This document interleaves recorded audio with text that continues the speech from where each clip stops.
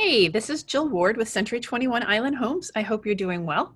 I wanted to tell you about 2020 year end. It felt, let me tell you how it felt, and then I'll show you my screen, share my screen, and show you the stats if you want that. But my initial impression, 2020 started off fine. It was predicted to be a little bit slower year than 2019 was in terms of real estate, the real estate market. So I was anticipating that. And January and February got off to a pretty normal start for me. And then we hit March and COVID, and the world came to a stop. And I didn't know what was going to happen. If you want to know the truth, I thought everything would come to a screeching halt. It looked like it was going to be at least a year before we'd have any answers in terms of vaccines or treatments. So it looked like it was going to be a really slow year for real estate. Then in about mid-April, it felt like, these are my feelings, it felt like about mid-April that all of a sudden somebody hit the gas pedal. And people had been sitting home for about a month, scrolling through their phones, a lot of time spent on the internet, right, and social media, looking at homes. So if people lived in condominiums and they were stuck inside, or they were stuck inside with kids, they wanted more. They wanted more space. They wanted a yard. And it seems like single family homes were extremely popular. There were also several cases where I saw people who were older decide that they didn't want the maintenance of a home anymore. They didn't want the yard. They didn't want all the space, and it was time to downsize. So I did see a little bit of that as well as single family homes, people moving from single family homes to condos. So that was also interesting to watch. But overwhelmingly, it felt like there were people who were trying to get out of condos into single family homes or upgrading the homes that they had. And then all of a sudden, it was like, again, somebody hit the gas pedal and the market just went. So what I felt was crazy the second half of the year in a very good way, not complaining. And I think a lot of people made some good financial moves. Part of the reason I think also is not only was it the psychology of COVID-19 and where people were in space and time and where they wanted to be, but it was also the interest rates. The interest rates are at an all-time low. Some people are locking in as low as 2.25. And so, why not take advantage of that before we don't know what they're going to be in 2021? So it was very interesting. And let me show you what the numbers revealed. So we finally got our local market report from the Honolulu Board of Realtors the other day. And so I was completely curious to see what happened. So I'm going to share my screen and we'll do that real quick. And I want to start not with Kaneohe, but I'm going to start with the island of Oahu. And you'll see here, median prices jumped for single family homes and condos. The other thing to note is the days on market and new listings were down. So there wasn't as much inventory on the market. And when it was on the market, it went really fast. It went a lot faster than it did previously. Look at single family homes, 14 days, average days on market. That's down 36%. And the number of listings was down. So again, we had high demand at this point in time, and we have low inventory, which will then drive our prices up as the competition increases. And that's pretty much what we saw, I think, on a lot of parts of the island. But this gives you kind of an overall view. And I'll have this on my Facebook page and Instagram. So if you want this, or always email me and I can send you this slide. If you want the stats, or if you want to talk about your neighborhood, I'm happy to do that too.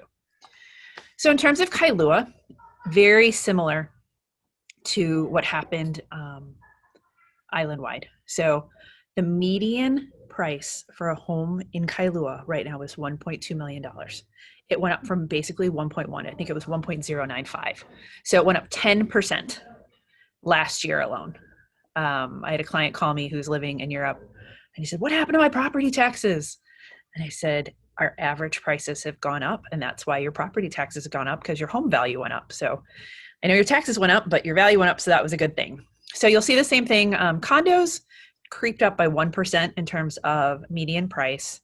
But again, increased closed sales, Days on market, a little bit longer for condos, but down a little bit for homes.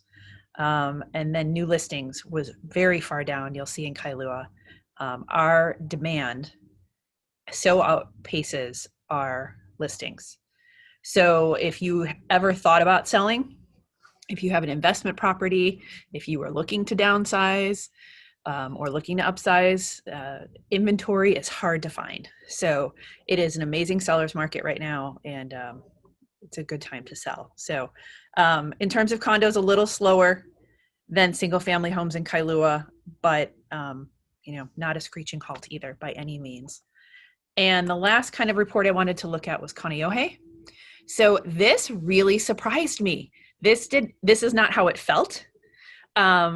But this is what the numbers revealed. So the median price basically stayed the same for single family homes, and they went down a little bit for condos.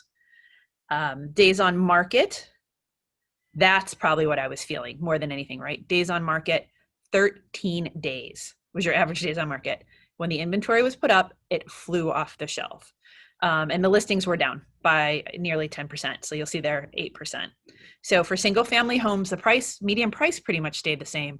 But when the inventory was placed on the market, it flew off the shelf. Condos, median price went down a little bit. I was surprised to see that. Days on market stayed exactly the same. Again, closed sales were up just because it's the way the year went. And new listings down by 25% when it came time for condominium. So people kind of hunkered down, it looks like, in the condos, and there weren't a lot of new listings. So overall, I'm going to stop sharing. There were some surprises, but I mean, the whole year was a surprise. But when it came in terms of numbers, the numbers were quite surprising. Feel free, always give me a call. I'm happy to provide stats for your particular neighborhood if I didn't cover them Windward side today, or if you wanted something more specific. Happy to talk about that. Happy to talk about the numbers I did show you, but always feel free. Click like, click subscribe, and whenever I am able to produce a video, you will get notified immediately.